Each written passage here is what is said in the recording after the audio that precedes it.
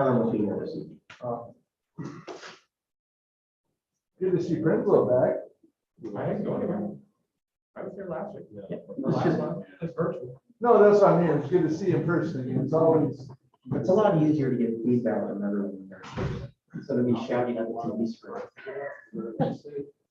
There he is. You bring donuts for being late?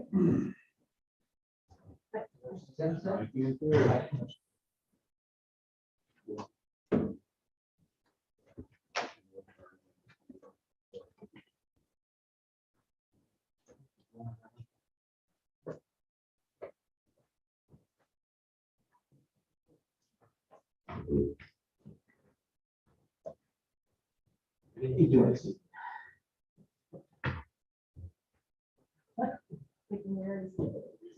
Almost done with this. Almost. Train came through. Train came through. This is my person. No, train. Oh, that's a rain. Then you get a hearing aid. There's joining us via Zoom and he is on. Okay, so we got everyone we need there, right?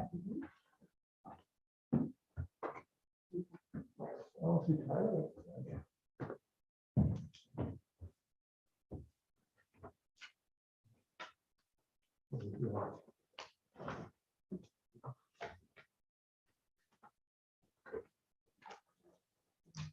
Okay, clock up there says 6:30, a little after, so why don't we go ahead and call the session to order? We'll stand to the flag salute. I pledge allegiance to the flag of the United States of America and to the republic for which it stands, one nation, under God, indivisible, with liberty and justice for all. Hey, everyone, welcome to the March City Council meeting of 2022. Time is flying quickly. Before we get moving on to our first agenda topic, we do have 3 consent agenda topics. Would anyone want an agenda topic from consent pulled out for regular discussion? James says no, well, yeah. And by the way, even though it's not in there, I do want to make sure though during the mayor section, I will go through just the revised goals that we talked about in the last, to make sure everyone's familiar with those. I'll make sure everything's in the state. Okay, so with that, first agenda topic is going to be discuss city administrator recruitment with Portman Inc. And we have Gary online, I believe. Good evening. Good evening. How are you doing this day? Very good. Thank you. Thanks for having me on this evening. I just had a few things to talk with you about as we get the recruitment underway. And wanted to check on a few things and let you know a little bit about who I am. So can I just go ahead? The floor is yours, so feel free. Okay, great. Well, I work for Prothman.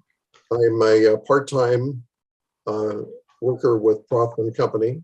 I've been with them about 3 years.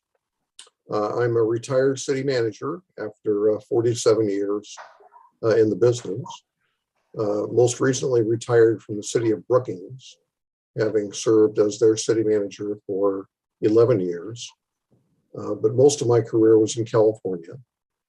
And I escaped to Oregon about 14 years ago.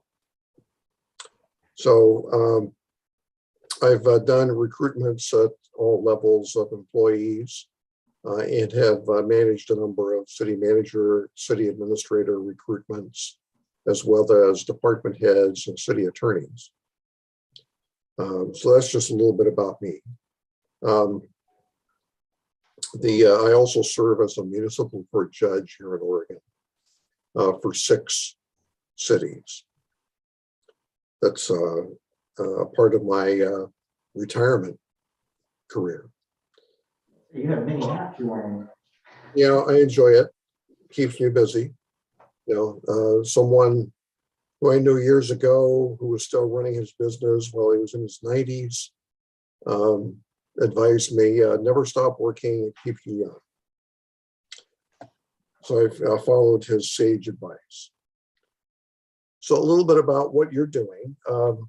We undertake the recruitment Typically, what happens is that we post the recruitment announcement. We send out emails to folks who are on our list to receive notice when a new position becomes available.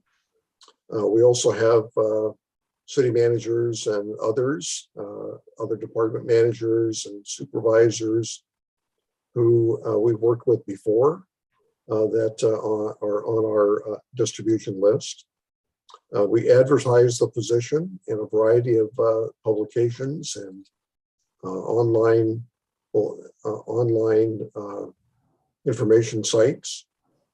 And we start getting applications in. And the applications that we receive consist of a formal application form that the candidate fills out online on the Prothman website. And then they also are asked to provide a resume and typically a response to 3 questions that we pose to them about their experience, or to kind of probe and see how much vetting they have done about Hubbard and why they've applied, and to begin to get a sense that there are a lot of candidates that just shoot resumes out everywhere, and we want to be able to narrow the field for Hubbard to those who are truly interested and are truly qualified. So we gather all of that information that comes into our website. My assignment is then to review all of that information and compare it with your job announcement and some of the information I hope to gather tonight, and begin to talk with the candidates. Very often candidates will call me or email me, mostly call, to ask questions about the community, about the position before they apply.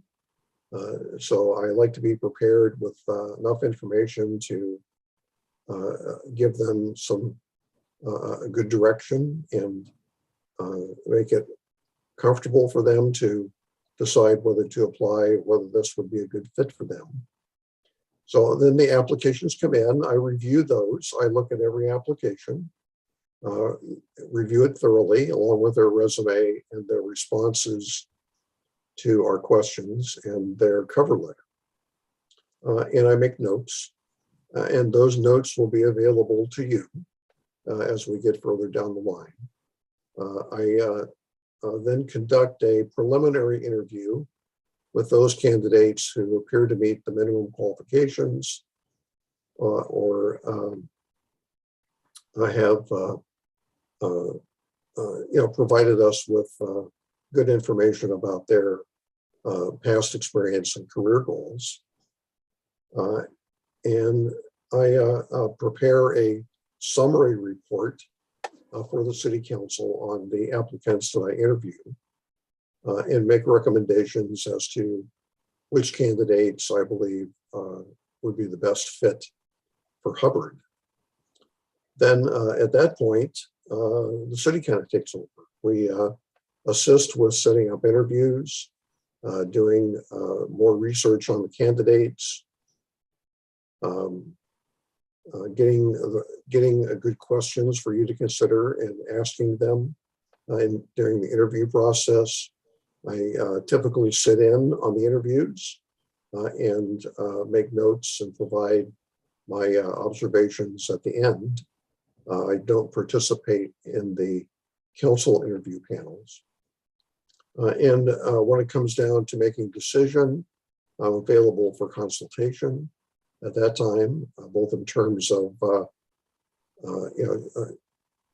relying upon my experience in the field and as needed, assisting with the negotiation of an agreement, questions that come up about compensation, what's competitive in the field, and help you decide whether which candidate is the best match for Hubbard. So that's kind of a really short session on how the process works. So I'm going to stop there for a minute and ask if there are questions about that.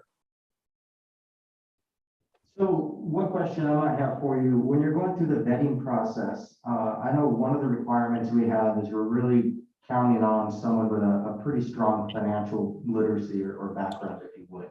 Is that something you're going to be able to vet before they come to us? Or is the financial background something that we're going to make sure we have to have someone that has a strong interview skill set to be able to do that? You know, I'll be able to do that.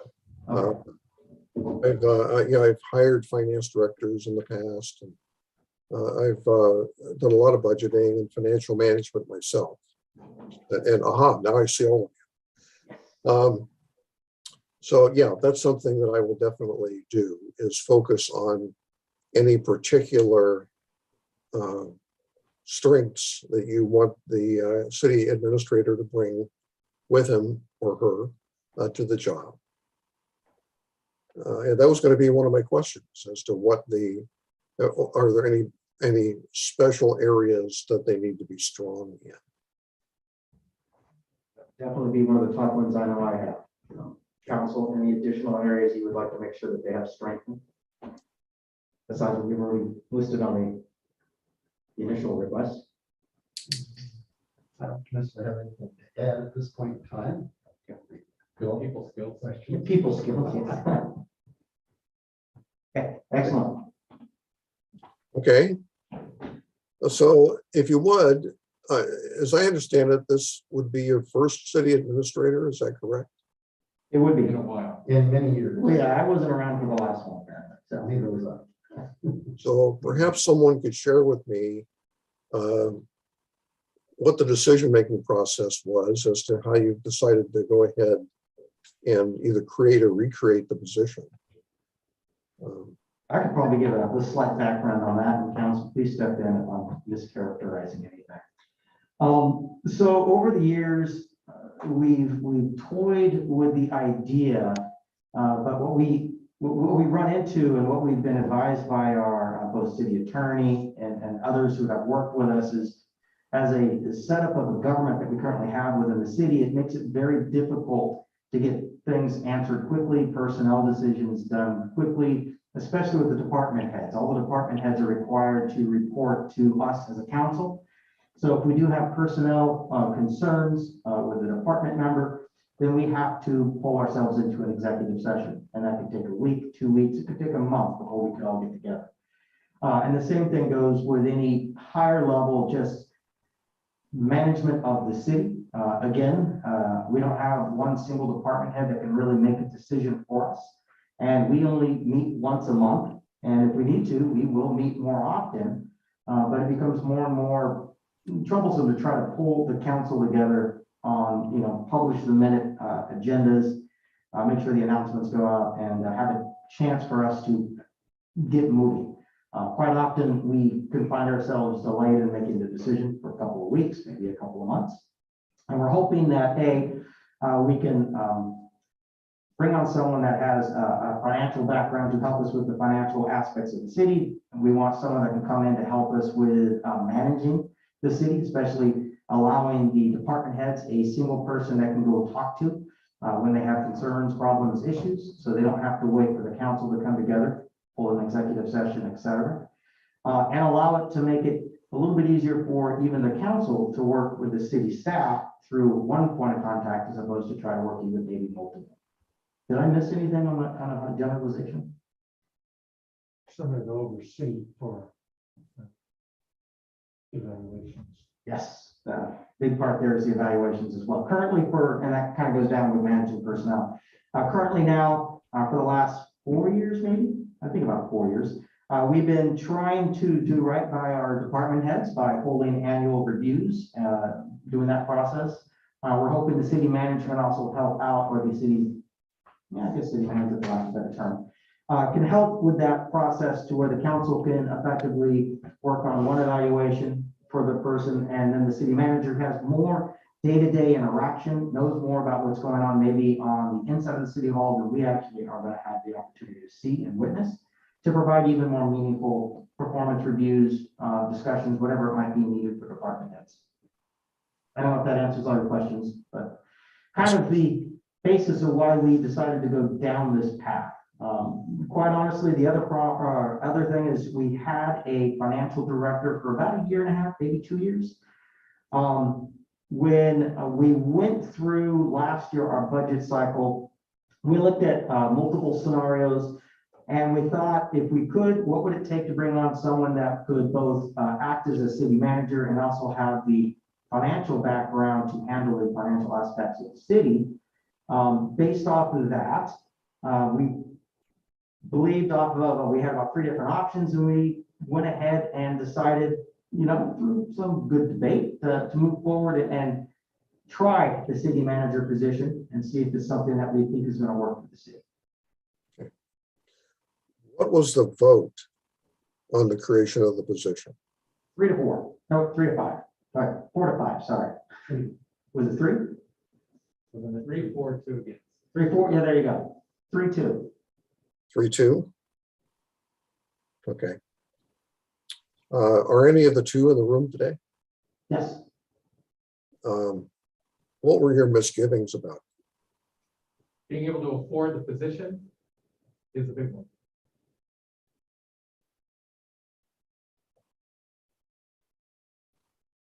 I think even Councilor Thomas's biggest contention as well was the affordability. Okay, fair enough. So has this been vetted around in the community as well? Is there kind of a community support for it, or are they not so sure? How would you assess the community's thinking about it? Those that I've interacted have been indifferent, quite honestly. They don't understand how most of the city government is already structured. So quite honestly, they don't, most that I have had the chance to speak with in the community don't really understand why we either didn't have one, why we need one, or what we even be doing. Okay, And again, those that have been here a lot longer and more engaged in the city do mention that we've had one in the past, but I don't have any recollection or history. I must have not been here during that time. how would you assess the financial condition of the city now? We are solid right now. That was before gas prices started spiking, but we are good. We had our financial consultant go through, provide the budget analysis, mentioned that we do have quite a lot currently sitting in reserves or unallocated, I guess would be the way to say it. Mentioned that it's sitting in the bank, so if we want to try it, now would be the time to do it. That we could potentially afford it. We do have future growth planned within the city. Now, whether that future growth will allow us to continue it without having a financial impact to the city long term, thus Councilor Prinsloo and Councilor Thomas's concerns will be somewhat up in the air, but financially speaking, at this point, the city is in pretty good financial situation. Speaking of growth, is there support in the community for growth? Yeah. Well, you're gonna always have those in the community that don't want to grow because they want to try to keep the town small. But we do have a development on, prospected out on some annexed land that will be moving forward, I'm assuming. Got it. Big secret there. Okay.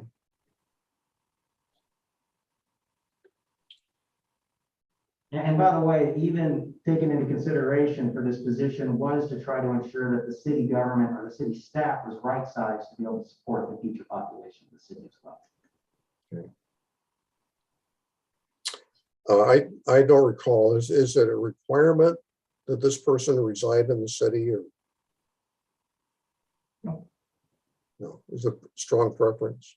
It would be a strong preference to have them, in the city. As close as possible. Yeah. But I think every one of us sitting on council understands that there might not be a qualified candidate in the city. Probably not in the city. It would be nice to have them, and we do have a nice quiet, quaint little town here. It's a really good rural, small town environment. But then, we understand we're between both Portland and Salem, large population pools, which we can draw from there, or that's would be a normal commuting distance, and I can understand somebody did not, want to live in one of those metro areas. What, people who live in Hubbard, where do they work? Portland or Salem.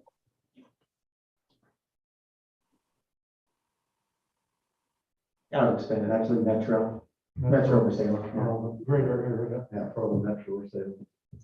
Okay. Tell me what's special about Hubbard that would make someone want to move there. Quaint, it's a small town. It's one of the areas where you can still walk the streets, feel pretty darn safe. Say hi to your neighbors while you walk by. We have our challenges, but as a city, it's got a really unique small charm. Yeah, I just, yesterday driving down the street, a couple of people I didn't know, they don't know me, they waved to me, I waved to them. It's a small town, I don't know everybody in town, unfortunately, but yeah, it's a small town where, get along really well with each other for the most part. And the convenience of living near the larger communities when we need, support from them, such as, for families, we've got the healthcare needs, we have the working needs, we have the other services that we may not be able to obtain in the smaller cities in the countryside. So they're both convenient for commuting to for those types of needs. Yeah. What am I missing, James, Robert? You got pretty much the strengths. There you go. Now, we've got a great school system here. The families, I've had families that actually bring their children into the area to go to our school system, the North Marion school system. One of my granddaughter's friends that's going to school with her, actually they drive up from Jervis to bring their daughter to North Marion schools. One of their other best friends, they were living in Candy for many years and drove their daughter to the North Marion school system. They come to North Marion, vice Candy. So they do, the school system is a great school system we have out here.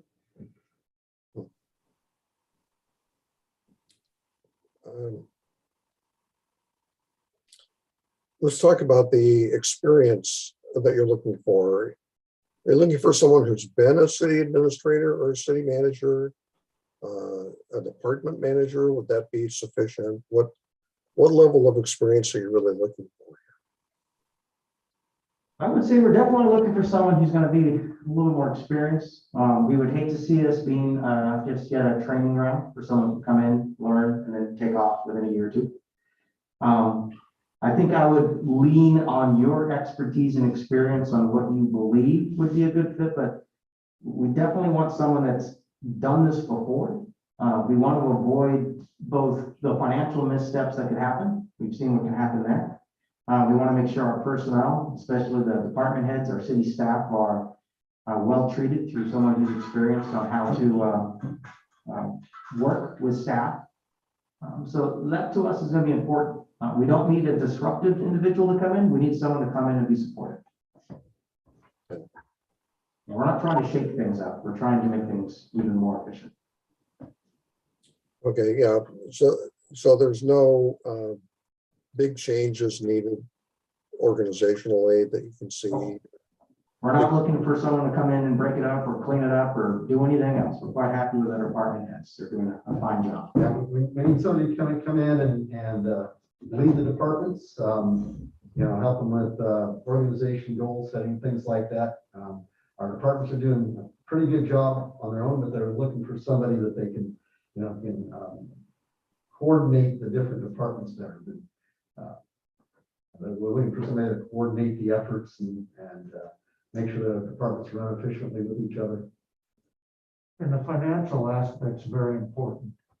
We want somebody that knows city government, grants, how to apply those type of things, and keep our departments up to date. Put in a couple of You certainly can. And Vicki? So the previous finance director was also doing payroll, accounts payable, and some of the utility billing. So when they're saying the financial aspect, it's not just the budget and the, you know, the general finances, but also some other duties that you would maybe see in the other larger cities that clerks would do, is what, since we only have 3 people in the admin department, and Julie and I we're kind of chugging the city along until we get somebody in this position, but that would be, you know, some of their responsibilities. So they would have hands-on responsibility for things like payroll and billing. Yes. At least initially, yes. And not to say, like you said, once they get in here, you know, we might be shifting some duties around or whatever they feel is necessary.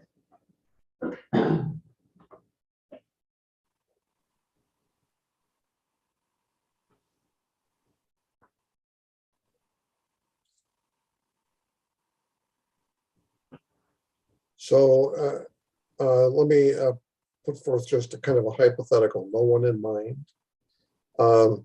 Someone who has 20 years of experience and is within 5 years of retiring.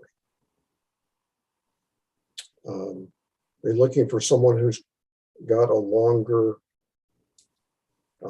potential for tenure. At least 5 years. Yeah. Yeah.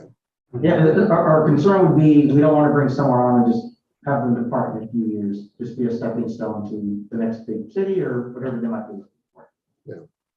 And it wouldn't even be for somebody that's retired, it has the experience that wants to come back and work.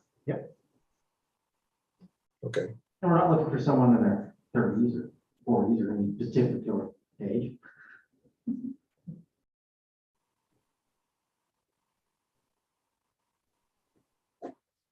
Okay. Don't want to take up more of your time.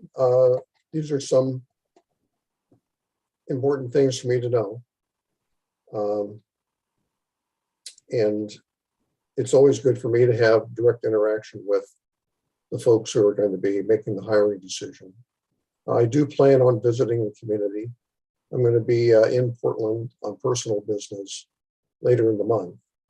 So I'll just travel over to Hubbard and have a personal look around there. So when I talk to candidates, I can have some level of firsthand knowledge of the community.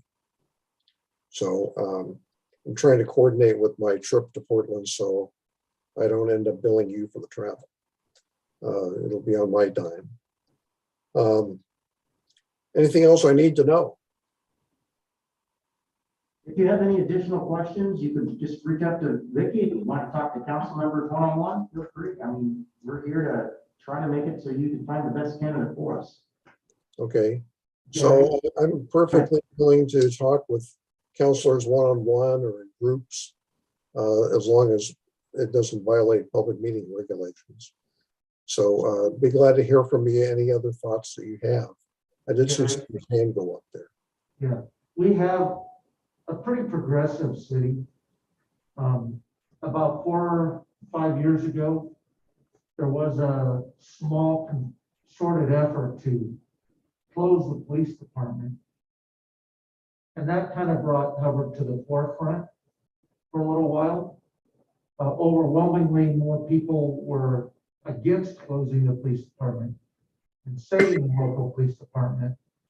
And that was, that created a little bit of rift that caused some council members to resign and left. And at that point, they brought on council members that were speaking on behalf of the citizens, that what they wanted, which is keep the local police department. And it's only garnered more support over the years. So that's the kind of community we are. About how long ago was that? about 5 years ago. Yeah, 5 years ago exactly, we were trying to have those discussions. Okay, There were signs all over town, save the police. yeah, And so that's the kind of support that the community came out and brought everybody back in alignment. got one more question, and that is, so when you hire the new person, is there a particular issue or project that they need to jump on right away, like in the first week or two? That you. She's nodding her head, yes. Finance, okay. Finance. What would that be? Finance. Getting control of the books and learning all that. Depends on when they come in, like, would we be in the budget process, and that's what they would be, but the big, payroll, AP, getting a handle on the whole financial department. Okay. Okay. Well, I'm good. I hope to meet some of you when I'm up that way, some or all of you.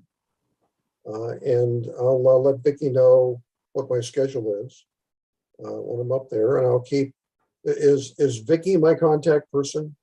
Yes, you'll be your primary contact. Okay.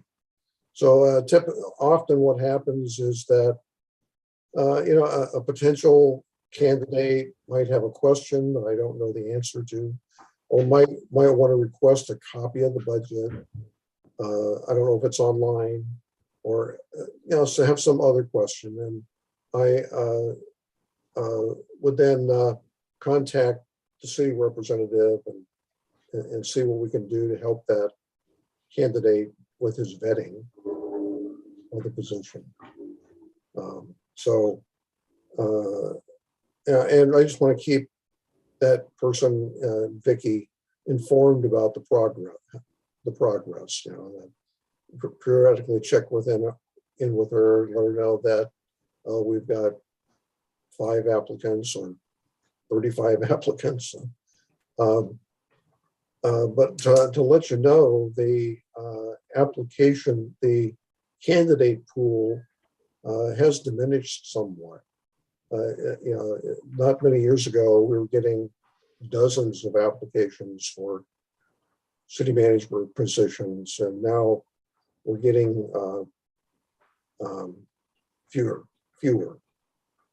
It's just a matter of a changing generation, and just fewer folks in the market for this type of work. And also to share with you that we have found recently that the hardest position to fill is a finance director. So I'm confident that we'll be able to attract some good people for this position, and look forward to working with you to make sure you get the right fit. Perfect. We appreciate your effort, Gary. Well, have a good evening. You too. Thank you. Thank you. Okay, so with that, let's move on to our next topic, continued discussion regarding the funds received under the ARPA. So Melinda, it's got your name on it. So are you the one leading us on this, or Chief Rash? Actually, I think it's kind of broken down into, Chief Rash, I think, was gonna lead the city ARPA fund discussion, and then I was gonna talk about the Marion County grant that we got project. Wonderful. Sue, I don't know if there's much different other than that we transferred the money for the remodel of the Dorrance Fire Department into the spreadsheet, and reduce the money that would be going to the water and water treatment, wastewater projects. Which I think, First year of it. okay. On the very bottom of the letter too, I see that staff nevertheless recommends that council decides to utilize the funds for cybersecurity and security camera expenditures that we wait for a train. Or so are you suggesting on that one that we wait until we bring on a financial individual, or is that something maybe Summer can help with? So that's the one, it's bullet point 4 out of the memo from our city attorney's office. And that's the one where it's the formula or whatever it is for the lost revenue. And yeah, that's probably something that's gonna have to be somebody with some financial training to do that one. And just to reiterate, Summer is unable to work with and report with the ARPA funds, so she referred me to somebody else. They have a finance conference going on right now, and the new person was hoping to get some more information and come back to make sure that their company and her is able to do that. Okay, that's fine. We're just making sure that we're dotting the i's, crossing the t's, and we're not making some stupid mistake. Yeah, that we're in compliance. So I see back here, though, you do have the fire department funds added in. Yeah, this was reviewed by the city attorney's office. So do you need at this point council just to approve that we are aligned with the distribution of funds? Well, that was gonna be our next question, is you approve the recommendations, then how do those funds get dispersed? Like, we'll call them Carl Memorial, our Whitney's. Jubilee. Yeah, then the Jubilee, and on the Whitney who runs the food pantry or extended food pantry. So we were just trying to get some clarification after this gets approved, how we start doing that. To write checks. Yeah. I mean, seriously. There's a couple of chunks of money here that have dollar amounts to them, that really don't have much of plan exactly how they're going to be distributed. Which in particular is our utility assist vulnerable and low income families with $200,000. So is there a plan in place for who is going to receive that money? And the other one is the premium paid for essential workers. Again, we got a dollar amount in there, but how are we actually going to distribute that money? That's just something that I'm just tossing out for discussion. I don't have any great ideas. So then with the employees, I was thinking, we do it a percent of base pay, or we do a certain dollar amount per So- employee, or is there any other ideas out there? So to answer your question on the first part with the low-income families and utility, there are other jurisdictions that have something established, and we were gonna contact, or Vicky, I don't know if you've done that yet, or we were reaching out to see what they're doing for that program and how they make people eligible, or how people become eligible. And if we have a pool of money and we disperse it that way. So we're gonna try to piggyback off other organizations or cities that have already established that. Okay. Yeah, because my understanding is we've never had that type of fund before to be able to draw on. So, as for the answer your question about the employees funds, I don't think any job is more important than any other job in the city. It's what the citizen wants at that time. And when I originally did this, it was for 16 employees. At 2,500, we've lost 3. It's now, it was 15 and it's 12. So 12 employees, and there's 36,000 we asked for. So I just guessing that it would be 3,000 each employee. I don't think it should be based on anybody's salary and percentage. That's my recommendation. Everybody's job is equal. We all had to be here. We couldn't work from home. Not one person worked from home. So that's my recommendation. My understanding, the rest of the staff agrees with that.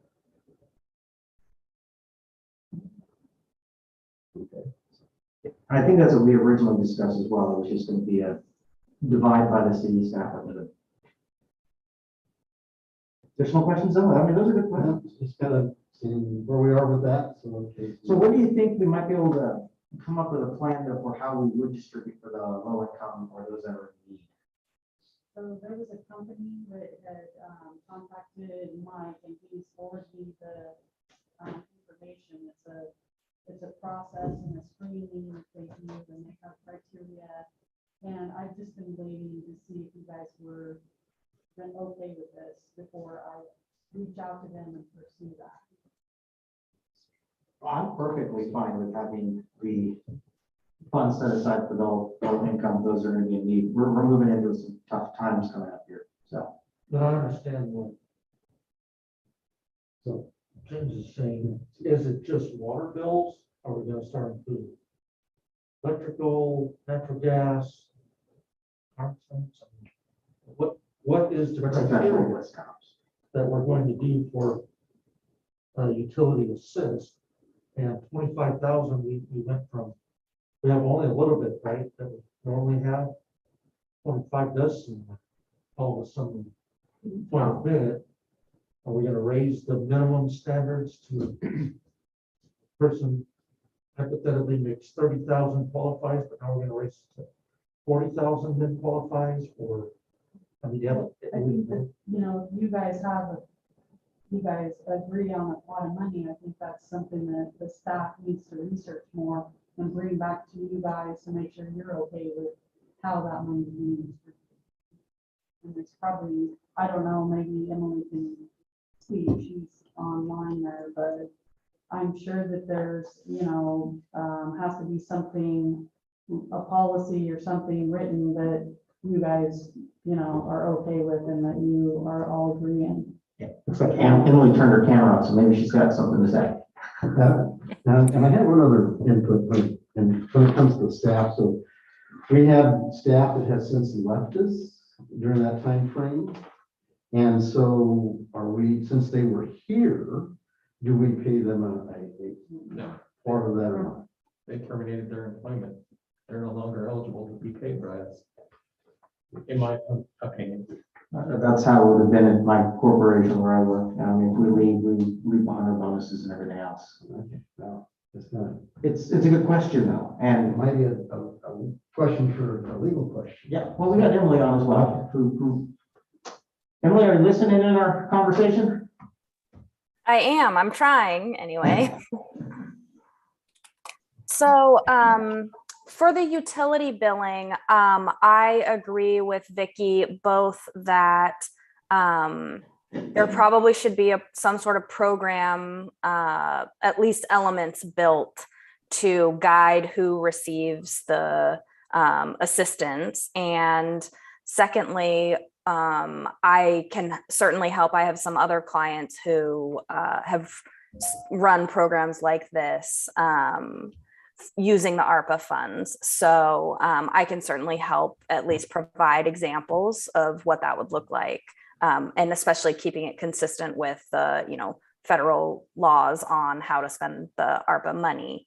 It was a little difficult to hear the questions about employees. It sounded like certain employees who were essential workers during the earlier part of the pandemic have now left. Yes. And the question was about providing them pay under the.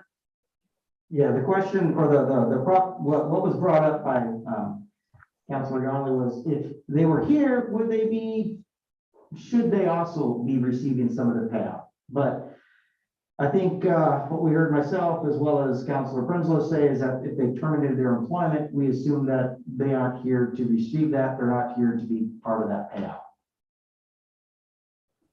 Okay, yes. Was there another question on No, employee we're just pay? looking at if that's legally okay. Yeah, Oh. a few years back, we had police reserves that were getting paid a lower wage than the regular officers, and that came back to bite us where we had to pay the reserve officers a certain amount of money to catch them up. And I don't know if we'd be in a similar type of situation where the employee was here for a portion of it and they departed, and would we need to compensate them at least for a portion of that? I understand. No, I don't think there's no legal requirement under the ARPA to provide these past, these premium pay for essential workers during the pandemic. So no, I don't think that would be required as it was in the past in that other situation. I think just making sure we don't have to come up with some money down the road. So what's the next step, Emily? Do they need to ratify this list? And then what would be the next step on dispersing some of these funds?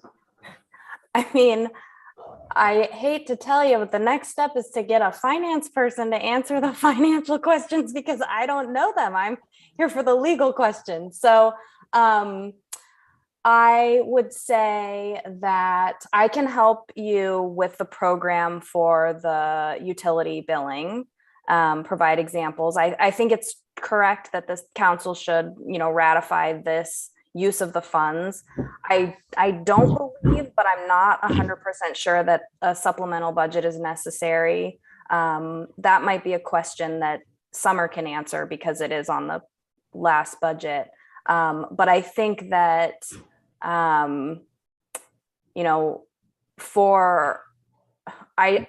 that's all I know. I know that the federal reporting requirement or reporting deadline for the first report of the use of funds is not due until October.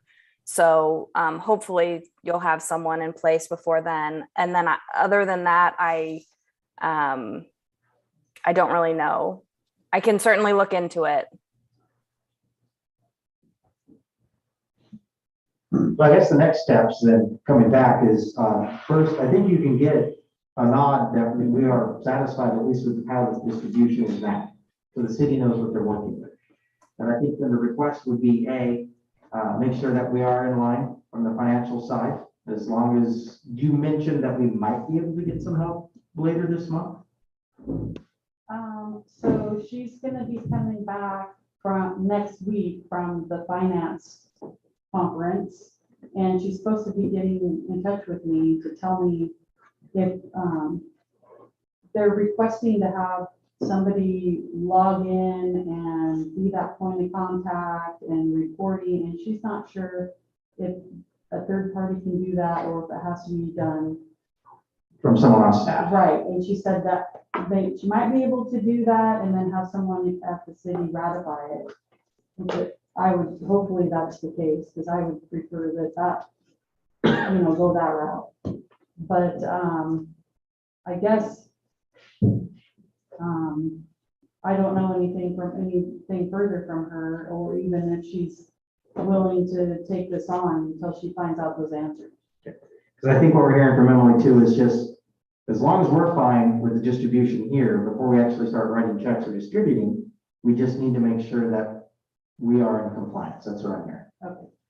And then the second part then, of course, being, if you could bring back to council the plan on how we would distribute funds for the utilities needs, et cetera. Am I missing something on No, just, we earmarked 25,000 this year, 25,000 next year. And the third year, we got people maybe relying on It's going to draw. equals up to 25,000. That's gonna be on our budget versus, unless we can carry some of this over, or What do you mean third year? what's that? What do you mean third year? Well, we're budgeting 25,000 for the assistance for utility. And let's say we come up with the criteria and we're spending 23,000 this year to help those. And then the next year we get 25,000 and maybe we're up to 24,000. Then year 3, we don't get any ARPA funds. And we've got people relying on us backfilling. Is there talk about more ARPA funds? No. Okay. So I know that like the SAFER grant, they get 3 years to cover people with the expectation that they should be picking it up years after that. Oh, I see what you're saying. So I'd hate for us to set ourselves up to be spending 25,000 a year the next 2 years, and then year 3, now we're pulling from your guys' budget again to backfill. We can't just cut people off. So I'm sorry, this year we have no money. Is some people will come to rely on this for the utilities.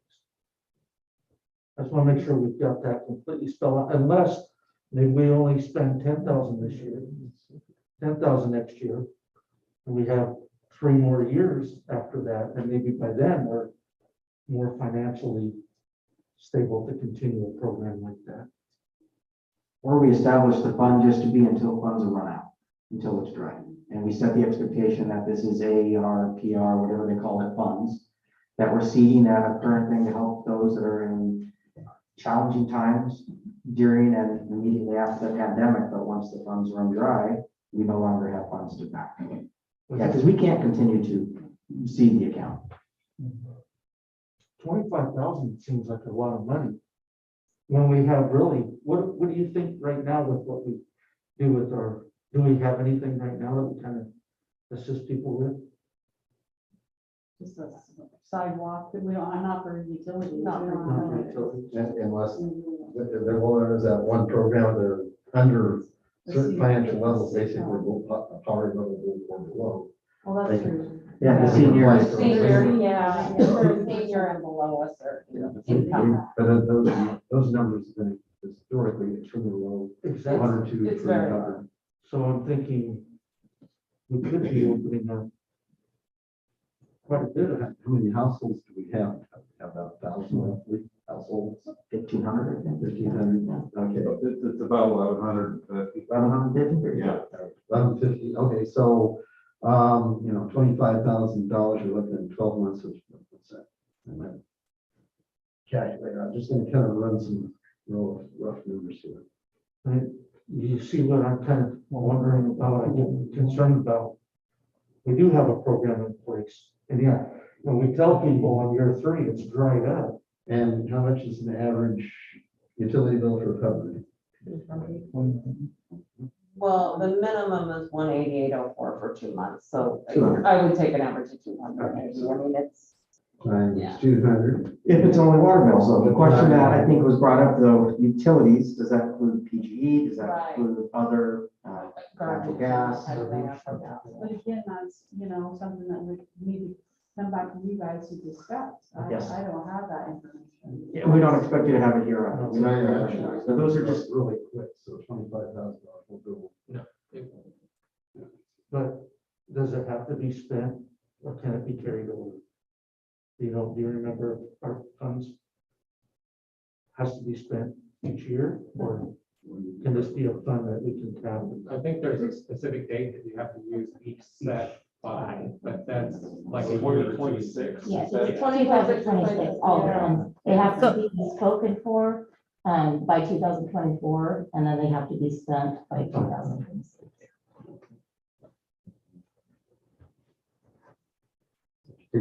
$25,000 divided by 1150, that's $21.73. That's not a large amount of money per person, although it's not going to cover your household. No. But we suppose let's see if we go, let's look at it, sure.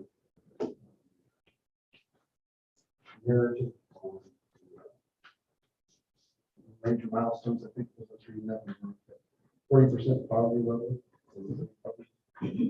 So, and again, I think the idea though behind these is to help with pandemic related expenses, challenges, et cetera. It shouldn't be something that we're seeing as a long-term fund that we're going to support. But the question still goes down, and you brought up a good one, James, and that is, well, we have to spend it by a certain amount of time. Let's say we don't spend all that amount because we don't have that demand. What happens to the funds at that point as well? Probably just something we need to consider. Okay, but generally speaking, I think we have the next steps. One is if the city council at least is okay with the breakdown that we see here today, we can at least give the nod to the city department heads that this is what we want you to work against. We're happy with the breakdown. So you don't have to keep coming back every month with an adjustment. And I think the next steps we're asking for is A, the financial insight to make sure that we are in compliance. And hopefully by end of the month, we'll know that. And then B, how are we going to actually be able to set up the utilities support fund, for lack of a better term? Utility assist on vulnerability of low family incomes. We need to understand how that's going to be done, and hopefully we can have that brought in next month so we can have a review with council. But with that, I think, did I miss any steps? I think. Do we have anything? Do we have to declare anything? Being board members of what's that? Yeah. Good question.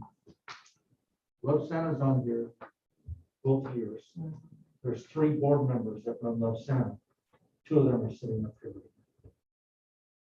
So do we? Emily, is that an Yeah. issue? Sorry, the sound isn't great tonight. What's the question? Done. Sorry, Emily. On our rescue plan funds agenda that we're looking at approving, one of the organizations that's getting support through this for the next 2 years Yeah. is an organization that helps during the holidays. And it consists of 3 board members. 2 of the board members are sitting up here right now. Okay. So for us to vote on that, how do we put that? Yeah, there is definitely a potential conflict of interest there, which let me just, I'm not as familiar with the board. Is it a nonprofit? Yes. Okay, give me a second to look up just because I'm less familiar with boards and nonprofits. So if you give me just a second. Sure.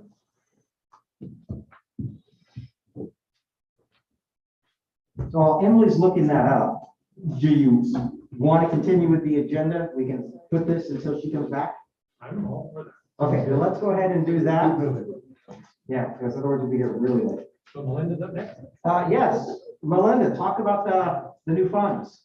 So just a small update. Wanted to share that we do have an on-site meeting for our project this coming Thursday, the 10th, and that's going to be with Chris Epley of the Marion County Board of Commissioners office. So we'll get a share again on site exactly what these funds are going for and how much good they're going to do for the city of Hubbard. Unfortunately, the agreement with the county is still pending. I was hoping that was going to move a little bit more quickly, but that is still pending. But once the agreement is executed and we have a notice to proceed, we're still that 119 weeks out with the construction of the project. So just looking for that agreement to get moving forward. Wanted to also give you guys a heads up that working on developing a kind of a master public relations plan. This is a really substantially sized project, and kind of the overarching goal for the PR plan is to make sure that there are no surprises for our community members and that everybody knows what to expect. They've got the questions answered and addressed. And so that's something that we're working on right now to make sure we start putting out that PR for our people. And this is all regards to the wastewater. No, No water. the water The water. system, yeah. And then one of the things that I'm looking for council direction and feedback on is kind of through the static water project process as we've started saving funds, city funds and collecting funds for that. It's been mentioned that one of the known issues that will arise from that is broken pipes. And there will be some mains that we're pretty certain are going to be issues, and those we're going to address beforehand so that they're not an emergency repair. They're going to be repaired ahead of time. But some of them will be ones that will come up kind of once the static pressure has been increased, and some of those are going to be laterals. And per the code, technically, the laterals are the residents or businesses' responsibility to take care of from the meter on to either the home or business. And so what we're looking for from you guys is some direction on, are we okay and allowed to, or do you want and desire for us to spend city funds through the grant and those funds that we save to assist those homeowners and businesses if their laterals are damaged and need to be replaced due to the static water increase project. And if that is the case, then I'll move forward and confirm exactly what that would take. If that would be just an official motion, since it does go, it's contradictory to what our code states, what we would need from you guys for that. To what extent, go ahead. I have a question. What are you referring to as a lateral? What does that mean? So that's the pipe. So the city has the mains that run through all of the public right of way, whether it's an alley or the street. And then the laterals are what breaks off from the water main and goes into takes the water into the home and or business. Well, it actually takes it to a meter and then it goes into the home. No, what we're talking about, sorry, is the section of pipe that goes from the meter into the private service. Those pipes per our code, and it's pretty standard in Oregon, because we can't control what happens to the water. Once it passes the water meter, those are always been the responsibility of the homeowner.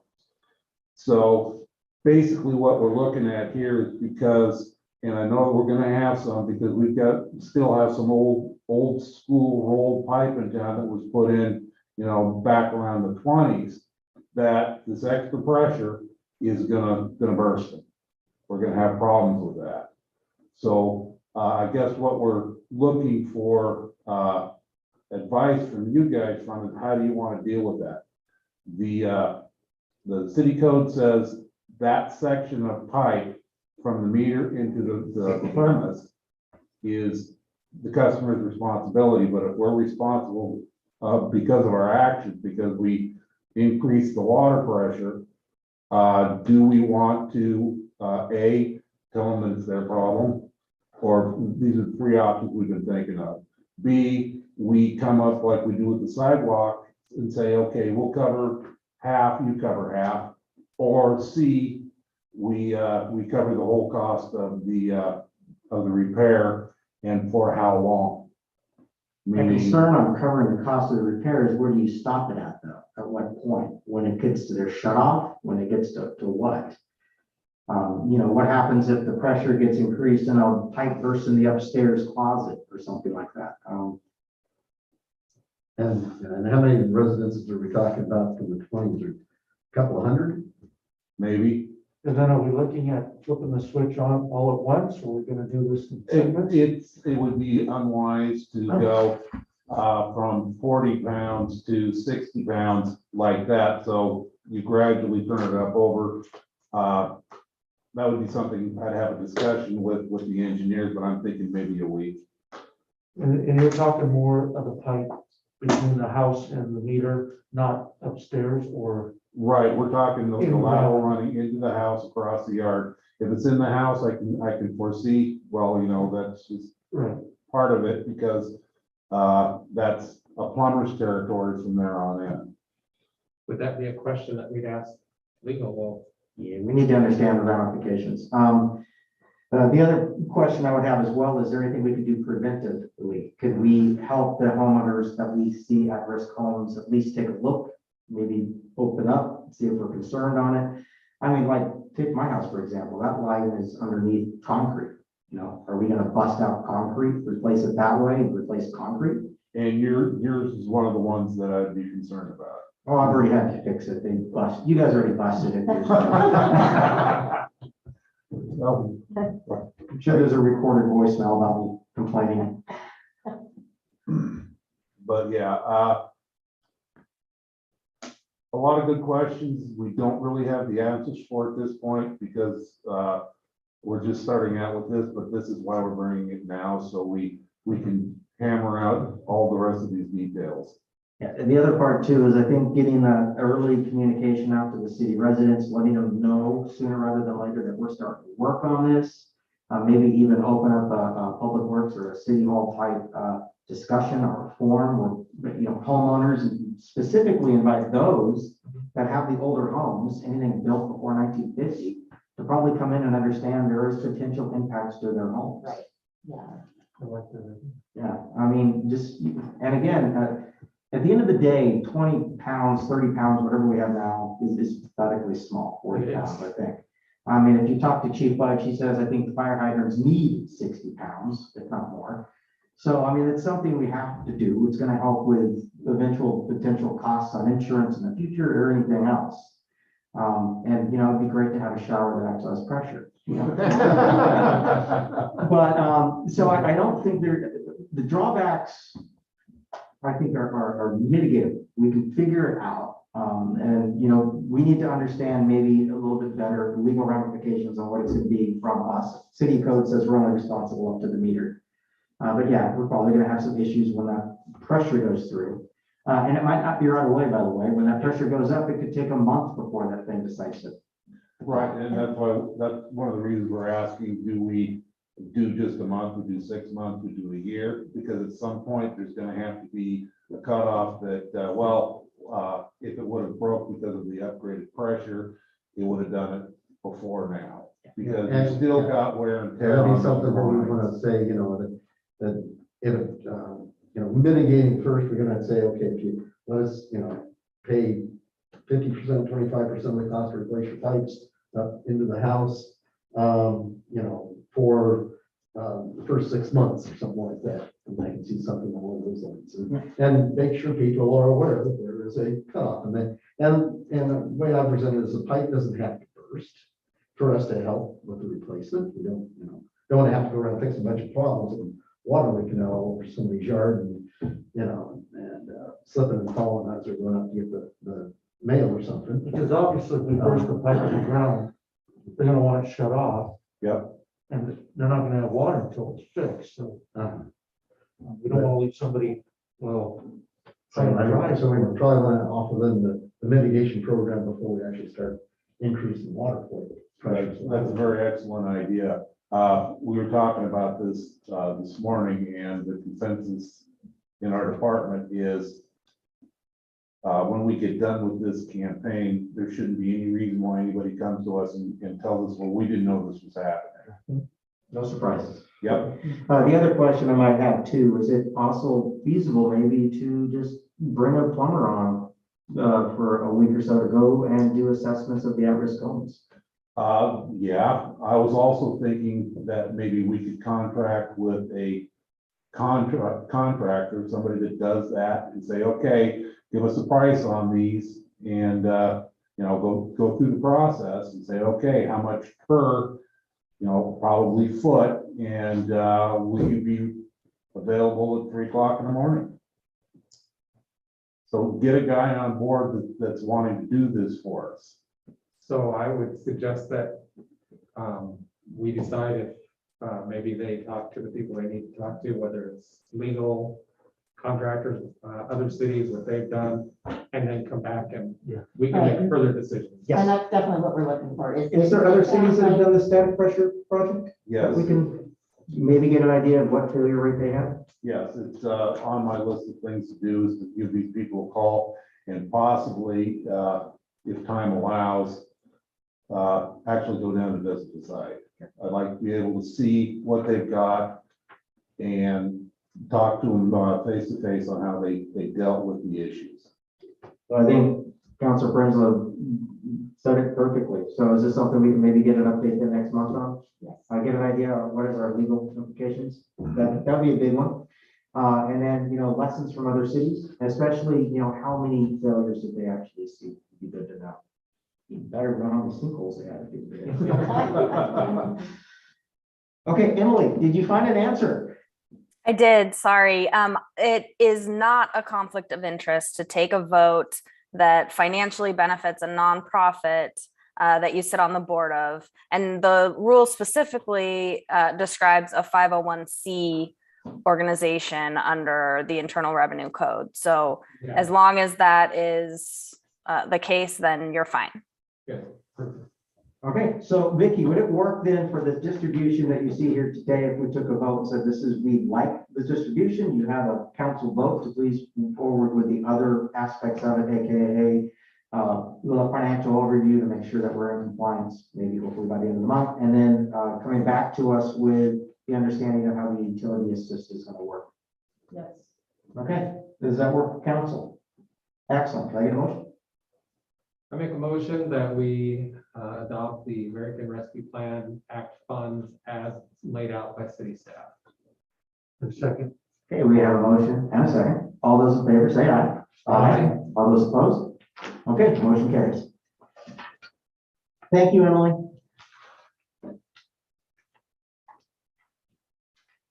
Man, she dropped out quick. Goodbye. I'm assuming she said bye before she walked off.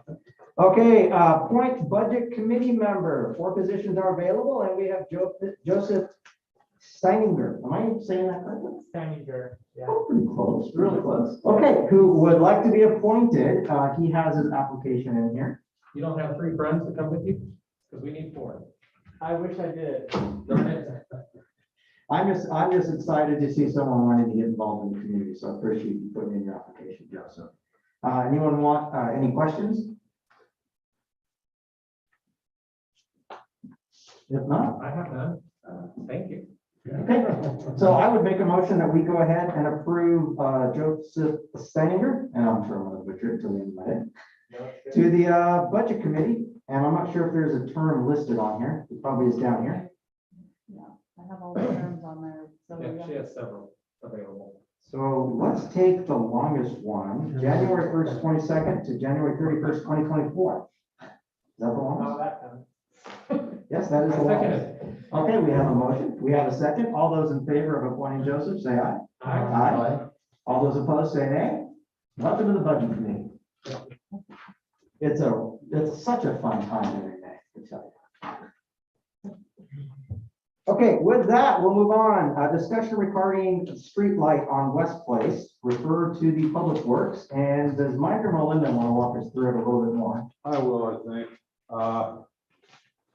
Yeah, a while back, we were approached by somebody on West Place that their street's dark at night and they would like to see what it would take to install a second street light there in the cul-de-sac. Got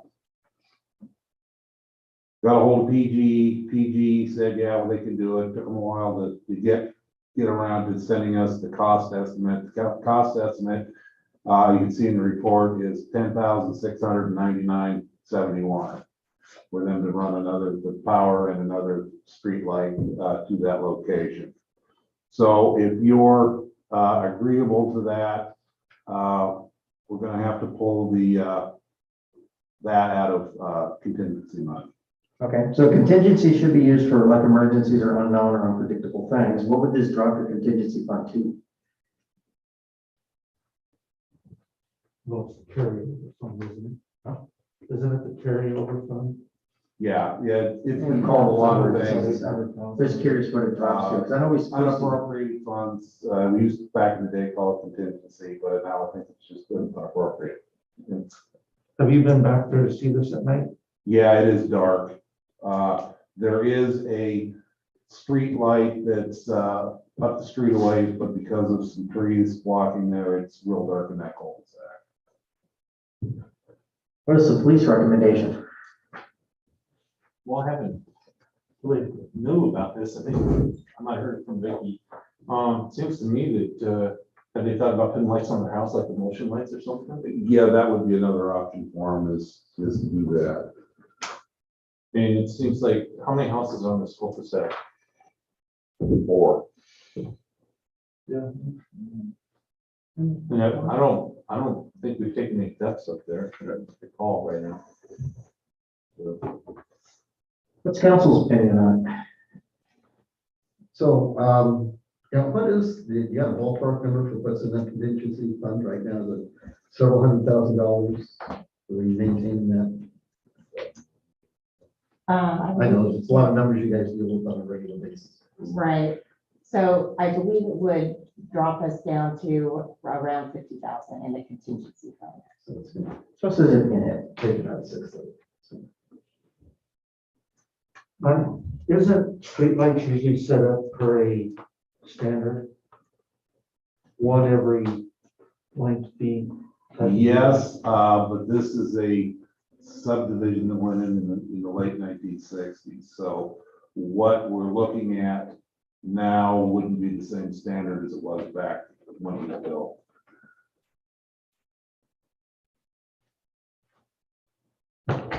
This just isn't as easy as it was putting them on.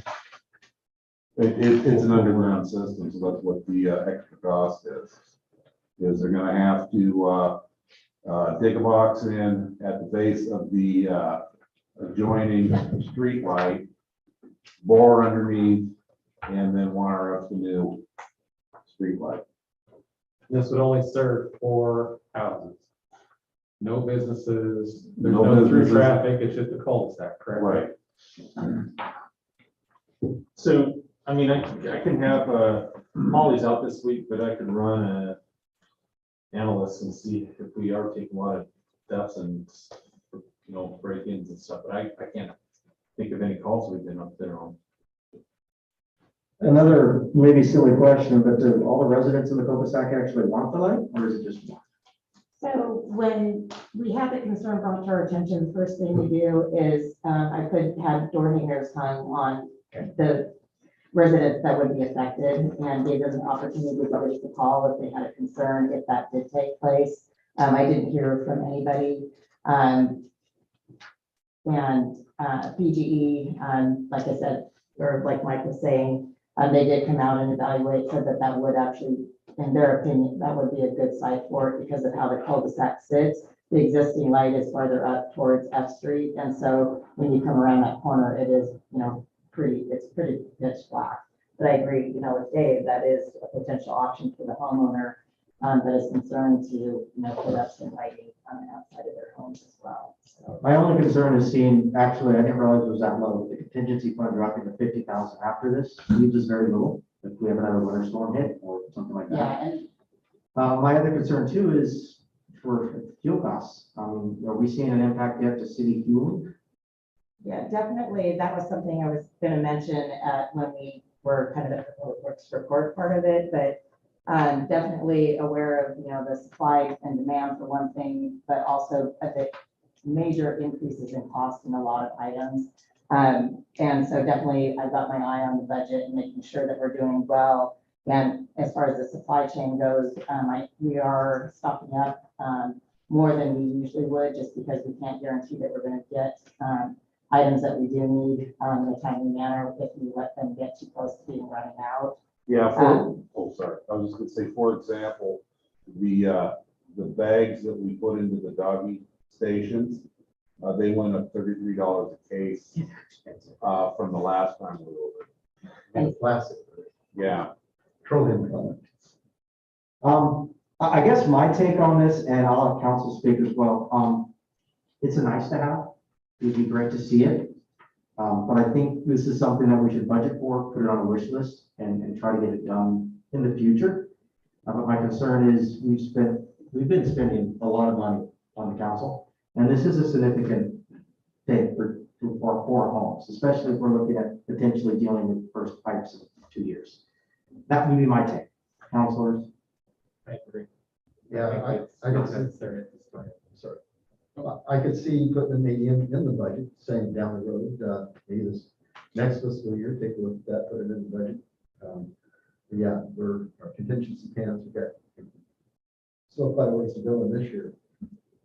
We can chew up that $50,000 pretty quickly if we had something major happen. And, fuel costs are gonna go up, I'm budgeting for that. But no, we might need the gas, city vehicles. I've never seen a tree trimmed down, expose the light that, And at then, that point, which is a quicker, easier fix. it's cheaper. And then the question is it a city tree or is it a private tree? Whose property is it on? it's a private tree. Okay. Legally, anything that hangs out over the city property is the city's responsibility. That's Discussing that with some of my other neighbors and some of their stuff is intruding upon over my fence line. But, I could just trim that straight up. If you don't take care of it, it'll look really funny. So I think on that item, I think what you're hearing though from us is just, it's a nice to have, and you would rather wait at this point. Okay. And by the way, thank you for following up on that, though, bringing it to our attention. And I don't want the homeowner who's bringing this up thinking that we're not considering it. Hopefully they'll know that. If they have any concerns, please have them come talk to us as well, and they could reach out to me. Okay, let's move on to mayor or council presentations. As I said, from the mayor's side, on the very last page of the goal setting document real quick, even though this is in the consent agenda, I do want to point out that this page number 4, is just a review of what we discussed in the November 2nd, 2022 city council. Worked with Vicky to make sure that we captured those in this document. What I did was to show what was in progress, what was completed, what's ongoing. just so we have a continued document that's going on. I just want to make sure that was pointed out and wasn't slipped through on a consent agenda or something like that. And please, if I've missed something on there, let me know. We can pull it out and get it fixed. So I just went through my very cryptic, long handwritten notes. The three ones on the bottom, by the way, and this is one that was brought up well by Robert, was the city building code or aesthetics for the commercial district. The comprehensive building plan, we do know we need to get that updated. We're asking to get that, try to roll over the next budget cycle.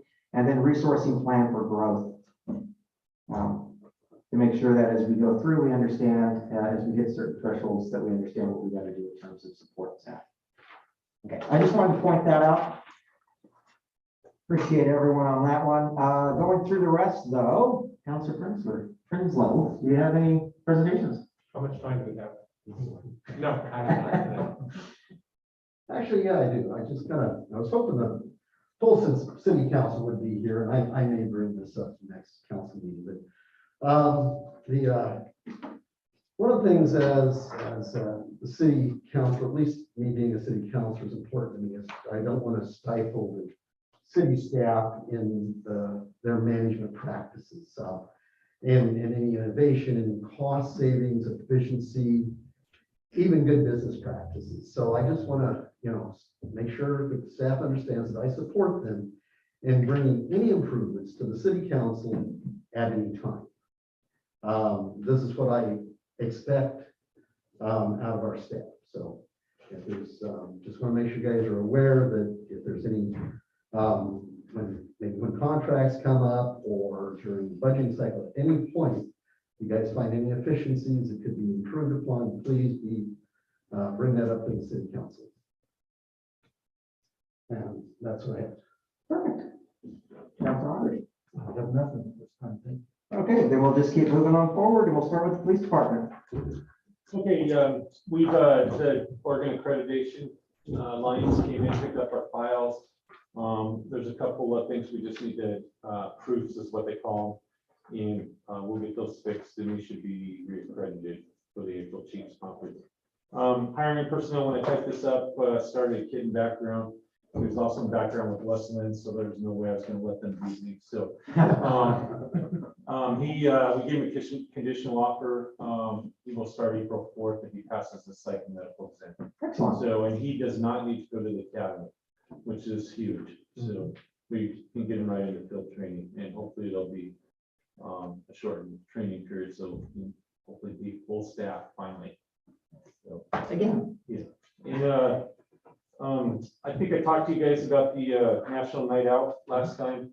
I made contact with the managers at the 55 Muller Park, and apparently they used to do it there. I talked to the Buckles, or the managers, Joan or Jane, and her partner Gertrude had passed away, and they were getting like 5 people. So I told her, well, why don't we try it? You know, if you can help me organize it. And I said, when I get out here, I'll start talking. When the people are on their yards, I'll start talking to them and encourage them to go. It's August 2nd. So we'll try to get that going at the manager's office there and see if we can't get one on the east side.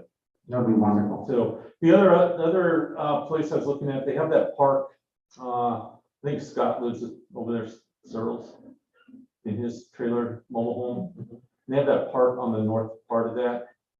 It could also be a potential place we could have a national night out spot for those folks. It's really, when you get to the north side of town on the 99, on the east side of 99, it's kind of dangerous.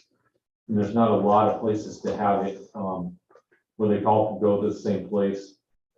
But those are the two I've identified. The managers are they have that, what do they call those, community rooms, and then the park there. So it'd be nice to have 2, but I'll start with the 1 and maybe the following year we can do a second one. And hopefully we'll have 3, 4, or 5 on the site. Wonderful. So, do you guys have any questions about anything? None for me. Well, we've had, Molly went out sick and I see that she didn't provide the statistics, but we do have Officer Y had a baby and he's been out for a while, and Officer Holland is going to go out for about 3 weeks. So we'll be a little short for the next, till the end of April. Any questions? No, thank you, Chief. Move on to the fire department. I do. Oh, wait, hold One on. quick question, if, Vicky, do you know if, Bruce Warner's still in town? Yes. Okay, I wonder if he'd be interested in helping out with that night out. Where does he live at? One of them, in one of those mobile home parks, I'm not quite sure which one, but he's a previous city council. Relatively good guy, helped out a lot, was always interested in doing stuff with the city. Just gonna toss that idea out there. I think you used it. Okay. Any other questions before? That's all I have. Chief Budge. Counselors and staff, I don't have anything to report tonight, other than again to express my appreciation for the support of the fire district dorm remodel project. I have completed our draft budget for the fire district, and we do have the fund this fiscal year, next fiscal year, to fund that project with the city's help. So we also got a nice donation from a $10,000 donation from our Volunteer Firefighters Association to help with that project as well. So with those funds, we'll get that project done next fiscal. Thank you. Thank you. Any questions for Chief Budge? How soon do you plan on trying to get that project going after the start of the budget? I think right away, because we got the funds right now to do the construction plans. That'll be on the agenda for tomorrow's board meeting. Awesome. So hopefully we'll get that approved and we'll get the plans done. So as soon as the fiscal year starts, we'll have those funds. Wonderful, thank you. Look forward to the open house. Administrative department. So I already mentioned to you about the finance, trying to get a finance person to report and assist us with those ARPA funds. The other thing that I did do was I reached out to our city planner and in regards to the goal setting, for you to look at the development code to, look at aesthetics. And so I asked her to do a memo or attend a meeting to tell you what the process would be in order to do that. First step would be with the council, and then you guys can go forward there. I know you wanted to go back to the planning commission, but it may end up being joint meetings with the planning commission. Sure, as long as we get it done. I think it's important that we have a standard. I do too, especially when we're heading into a rough period. So anyway, that might be at this next April meeting. Okay, Cool. wonderful. Any questions in for Vicky? Okay, Melinda, or Public Works. Yeah, you got our report. One thing that wasn't added on to that, because it happened at a too late date, is we had our limits meeting with DEQ when it comes to our permit. And it looks like they are going to hit us with a new one, which is ammonia. And then they're also going to hit us with the what they call a thermal load limit, and it's the temperature that we can actually drop into the creek.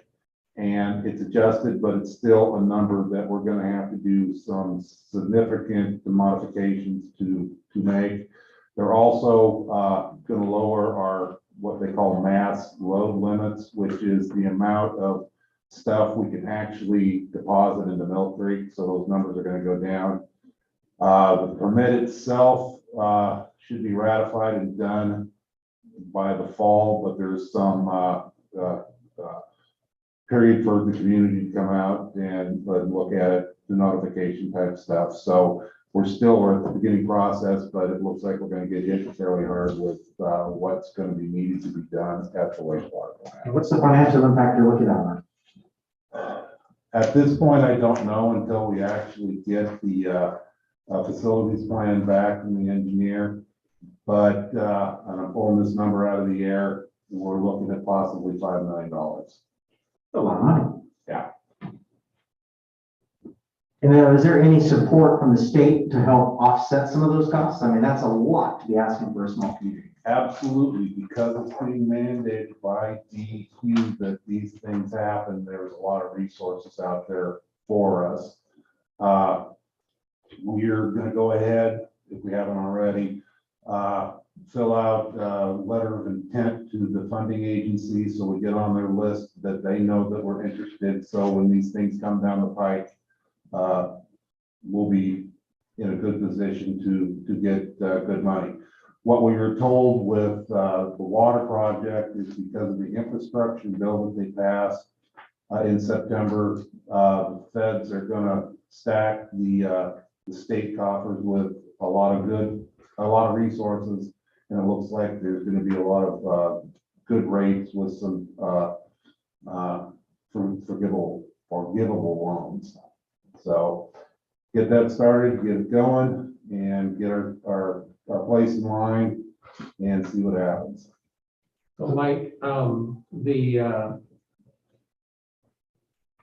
dollar amount that you pulled out of the air, that $5 million, is that just to cover what DEQ is currently going to mandate? Or is that, how does that work into our overall wastewater improvement plan for the growth of the city? Well, when you're doing a facilities upgrade like this, you take a look at the whole picture. So with it, we're gonna get some stuff redone, probably get some new tanks done, some new equipment and that sort of thing. When you're talking about something like this, it's just not one process you have to look at, it's several. You have to actually look at all of them. And we're gonna have to add something at the headworks to remove stuff, and we're gonna have to put in something at the bottom end to where it allows the water to cool off before we dump it into the stream. And in the process, you're also gonna have to look at the main secondary treatment, which is where most of it happens. So the whole plant's gonna be looked at. Okay, just want to make sure that we're not putting a Band-Aid on one thing and then still need to spend a lot of money to upgrade the facility to where we need it with all the projected expansion over the next several years. Right, and that's why it's got such a high cost to it, because you're gonna be looking at the whole thing. With this, you're gonna have to add capacity, everything. New pump station, because the stuff we've got was built in 1984. So it's gonna be a complete redo of the whole facility. Okay, thank you. One question for you on number one real quick, for the spring cleanup. Happy we're doing it again, but concerned about people just throwing trash and overflowing. Is there some sort of plan that we're gonna put in place to try to control that so we don't have an overflowing dumpster and just really, trash bags splitting over and everything? So we do have signage that we will be putting up, and when we publicize the event, we'll also be reminding people, don't overfill, and don't, pile alongside, that kind of thing. I believe that one of the last events that we had one event where actually people did take a bit of damage and they were piling on the side, but we've also had events after that where people were a bit more respectful and understanding that they can't, once it's full, it's full. If we can get Republic Services to come out, if they seem to fill up really quickly, if I can get Republic Services to come out to take away those, and then it's just not an option, they wouldn't be there. That's what I was gonna say. So when it's closed, it's done, they're pulled out. Right, but a little bit dependent on Republic Services being able to do that over a weekend as well. And then plus, we'll have staff not monitoring, all the time, but at least staff will be driving by and we'll be able to kind of monitor how full they're getting and if it's starting to come. Okay, that's my biggest concern, that's all. I do know only because I remember when we did it down there at Republic Services, there was quite a pile. Right. Yeah, I remember that year, but unfortunately, yes, we'll have somebody here, but they've got other things they gotta do. They're not. They can babysit it. Right, that's basically what I'm saying. So what I was gonna say is it's possible, but we'll do our best to coordinate between our staff and United, or Public Services, to make sure that doesn't happen. And do we have any, now unfortunately, I'm not gonna be in town for that weekend, but I remember in the past, we had people volunteering, we kind of had some volunteer monitor down there for a while. We had like Boy Scout groups coming in and helping clean up ditches and parks and things like that. We had a lot of community support in those areas. We have a volunteer to maybe monitor and coordinate that type of stuff. So, that was just a thought there where I know we've done that in the past. Yeah, we can Whenever hammer we're out, getting involved in the city, that's what we're doing. yeah, we can hammer out those details before it happens. Yeah, like I said. Just figured now is a great time for thinking about it before. Yeah. The other question I have, how did the generator install go? Did you get it on site? Is it good to go? Yeah, well, the generator is that ongoing saga. It's with our transporter, but transporter, we gave them a call and they're a week behind. So it was supposed to be delivered last week and we sort of been having the can kicked down the road, and we got a phone call this morning. It'll be here Thursday, sometime between 7 and 5:30. Okay. So, you know, it's the light at the end of the tunnel, but you just can't get there quite yet. So hopefully by next week, it'll be installed and running. Other questions from council members? I do. I want to kind of go back to our sewage situation. Was this the EPA, DEQ that's been hanging over our heads for years and years and years, finally come to fruit? Yes. We've been down that through discussion several times, talked about using wastewater pumping over to some farmers field. We've talked about cleaning it up and actually using it in our own parks. As you know, as long as it's clean, properly processed. I know one time, I think there was a discussion of actually installing some sort of cooler, regular refrigerator type cooler. So those are all different options that we had discussed in the past. We knew it was coming. It's finally got here. Yep. Well, it's been 20 years since our permit has been renewed, so DEQ has confirmed to us that the next one won't be 20 years. They're going to do this on a regular 5-year basis. So part of the negotiations with them at this point is making sure that if we spend the money we're going to have to spend with this, that on the next renewal of the permit, they're not going to hit us with something else where we have to go out again with additional upgrades. So yeah, we're in the negotiation periods right now.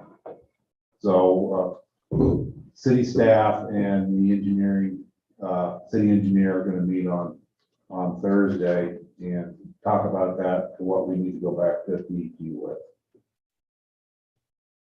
Any update on Union Pacific? How's the sidewalk thing going? Yeah, Union Pacific. Union Pacific has all of our pertinent information.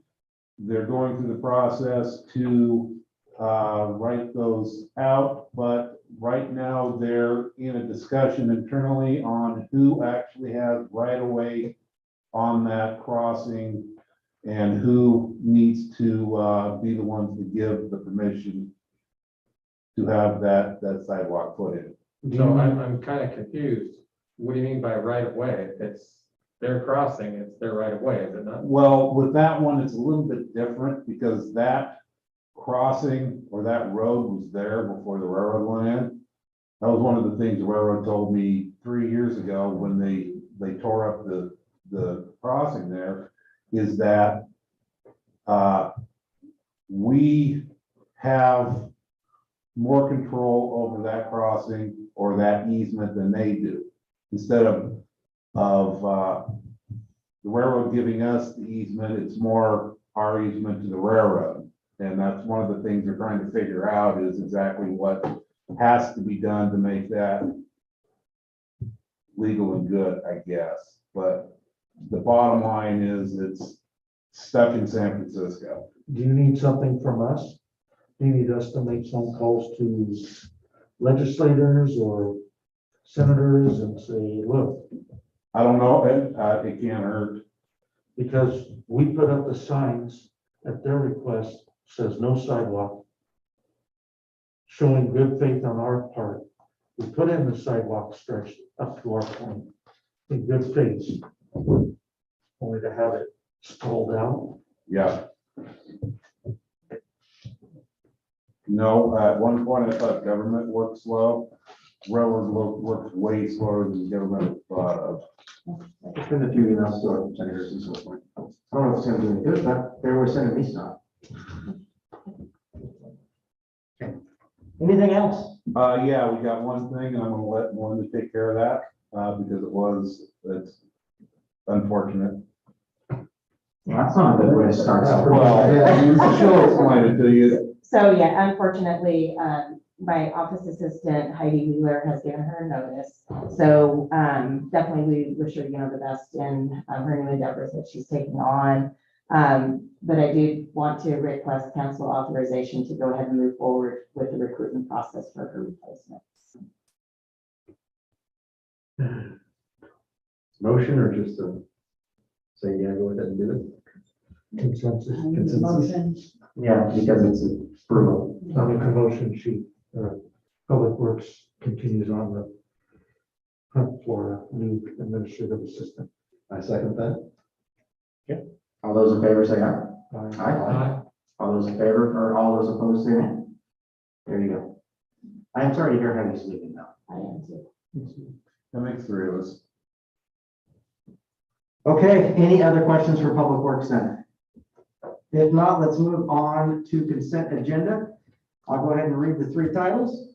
First one, approval of the February 8th, 2022 City Council meeting minutes, approval of February 2022 check register report, approval of the 2023 goal, approval of the 2022 to 2023 goal setting document. I make a motion to accept the consent agenda as read. I second. Okay, we have a motion and a second. All those in favor say aye.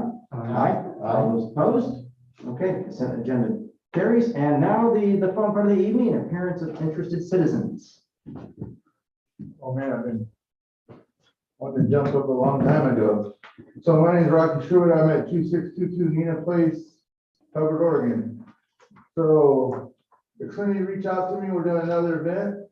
Special thanks to Mr. Russell when he was overseas.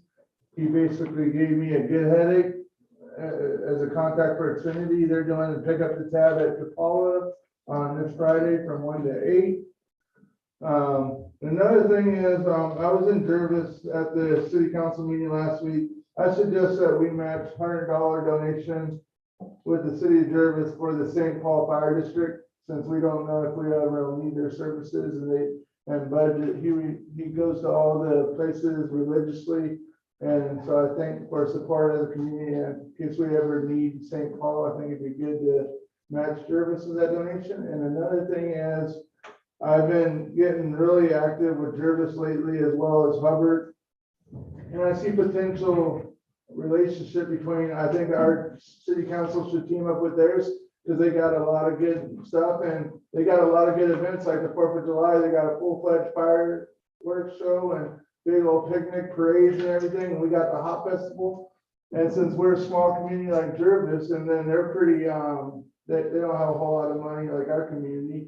And I think if we were able to scratch each other's backs, like they're bringing a circus to town in May. So, and our community can benefit from their circus and their fireworks show, and they can probably benefit by coming over to our community for the Hop Festival. I think we got a good positive relationship ahead of us for us two small communities to come together. I know we're not as big as Woodburn, but those two small communities, and we have a good mayor over and Jervis, just like yourself, and they all preach community just like you do. And I think it'd be beneficial if we teamed up with the city of Jervis and did events together. So we're both all low income. I do know I'll be meeting with her here within the next month or so. So let me take it up with her and as well as Eric over in Woodburn, because I know we've had talks in the past, at least with Woodburn Mayor, about trying to find ways to, kind of, I wouldn't say link up, but partner up for different initiatives. COVID didn't hit, so a lot of the efforts that I know Mayor Swenson and I were talking about kind of went on hold until after that. But we'll be kicking those discussions back off soon. So, And I got a 3-on-3 all age tournament coming up in August, before Hoopla or after Hoopla. So they're inviting our community members to form some teams to join them. So I think, and they're thinking, I talked to Annie tonight before a meeting, and she's talking about getting Sacred Heart facility for that tournament. Nice. So, well, thank you for the update. Thank you for the update. Any other interested citizens? I don't see anyone online. Okay, in other city business, I do, you want to bring this up. We did get the class of 2022 letter. Out of curiosity, did we ever make donations to the senior class before? I think the police department has in the past, prior, Chief Rash. Yeah, because it's the first time I've seen this in 5 years. That's why I was just I curious. think some of it was the police department donated their time to help assist with getting the kids on the buses, doing some of the bag checks, giving the kids a sense of security when they get on the buses. Monetary wise, I don't think the city's ever monetarily made donations. Yeah, I donated, I don't know if that's what Vicky was referring to, but I donated my own money, it wasn't this department money. You're saying that, do the kids know where their party's gonna be at? Usually a surprise, so they can't Okay. screw it up. Yeah, so I'll reach out to them, and we'll see if, I mean, it's Marion County's jurisdiction. I don't know if they'll do it, but I'm sure that, we'll provide somebody for that. What they found is they'd have to have a couple of officers, because if you're checking bags in the front, kids get on the bus. Kids are pretty smart going to the back of the bus with the window open, and getting whatever they want on the bus. Sounds like a plan that someone's thought out. Yeah. If we can think it, it's how. I think we just need to make sure we let people know that they are accepting donations. And it's a good worthy cause for class of 2022. I know we keep donating cans. Cans keep showing up. That's why I know we're in a safe city. I have bags of cans in my front yard and no one's stealing them. Okay, any other city business? I forgot to mention something in my report. Go ahead. You all aware that the Senate or the governor's probably gonna sign the bill, but police officers won't be able to pull over for tail lights, headlights. I have my opinions on that. I think we forgot the Oklahoma City bomber was caught that way, but I digress. I think it takes effect January 1st of 2023. So, yeah, so I don't have opinions, but I don't think it's the right move. It's, it's a safety issue. If they're not using their turn signals, or if they're not using their headlights and brake lights, things like that, I understand that the legislature, the governor has done this pretty much, it's going to sign it, but this can become a significant safety issue, I don't think turn signals is part of that. It's headlights. It's one headlight, one tail light, crack tail light or white lights for the rear is what we call it, and the license plate light. And I think there's a fifth one, and I'm not sure what that one is. And those are secondary offenses, like you pull over a person riding a motorcycle for speeding, you can check to see if they have a DOT-3 helmet. That's a secondary offense. Now headlights, tail lights are secondary offense. So, Okay. Anyway, Well, I thank just want to you. make you aware of that. If you hadn't seen that. So safety. All right. Two things real quick. I know, I'll make this real quick. I know that they've been talking about a tourism person that's from Hubbard. Mhm. That we, Yep. I am going to be writing up the thing for the kiosk. all right, that's gonna be a pretty big deal. They did buy that mobile, we talked about it here. We did not participate, but they did buy a mobile television screen, touch screen that'd be out at the mall and other events. So I'm the one that gets to write the stuff up. So if you have any contributions, I'd be more than happy. I'll be relying a lot on the history from our book that's already online. And then I'll work with Vicky to make sure we capture anything like restaurants and so forth that we have here. Great. And lastly, Kiwanis is hosting the mayor's prayer breakfast May 5th. Location to be announced. Before COVID, we had, Charles, you were one of the guests. Woodburn, Jervis, and Hubbard mayors are invited to this, as well as a guest speaker. And it's covers all the ministerial associations in Woodburn, and it's sponsored by the Kiwanis Club. It's just weird. It'll be on May 5th because that is the National Day of Prayer. Thank you. Any other city business? If not, next motion or next agenda topic will be adjournment. Motion to adjourn. Second that. All those in favor say aye. Aye. Aye. Okay, see you all next month or throughout the month.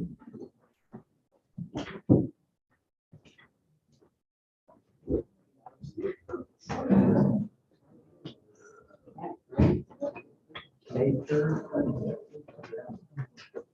And I love this.